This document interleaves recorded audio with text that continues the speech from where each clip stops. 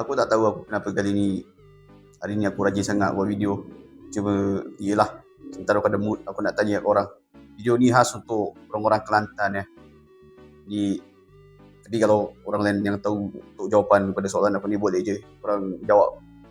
So aku just nak tanya lah, kenapa kat Kelantan lagi famous sukan Muay Thai ni. So spesifik pada sukan Muay Thai lah. Sekejap Jadi aku nak tanya pada korang kan, macam yang aku cakap tadi, kenapa dekat Kelantan lagi famous Muay Thai ni? Mungkin sebab kat Kelantan ni dekat dengan Thailand, sepadan Thailand, ataupun sebab kat sana memang budaya diorang main Muay Thai ni.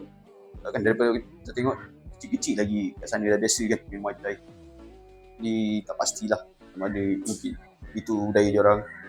Yalah, kalau dekat dengan Thailand, kat Thailand pun lagi lah Muay Thai kan lagi famous kat sana. So harap kalau orang-orang Kelantan boleh jawab soalan aku ni.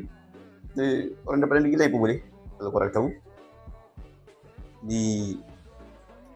Itulah aku tanya, kenapa kat sana famous tentang Muay Thai, dan juga banyak fighter-fighter legend yang terlibat dengan sukan ni pun banyak asal daripada Kelantan.